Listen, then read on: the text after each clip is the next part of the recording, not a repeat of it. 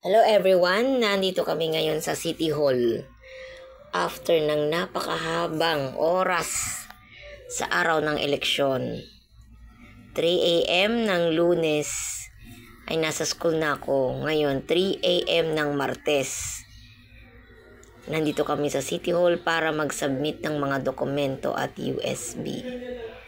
O diba, 24 hours ang eleksyon. Nakakapagod. Nakakasakit ng katawan dahil sa mga aberya ng machine. Madami ring bumoto sa panahon na to, kaya sobrang pagod ang mga teachers at mga support staff na tumulong para sa maging matagumpay na eleksyon na to. Yun lang, ang lahat ay tulog na, kami nandito pa.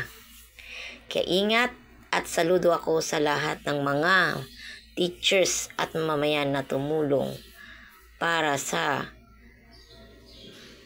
election 2025.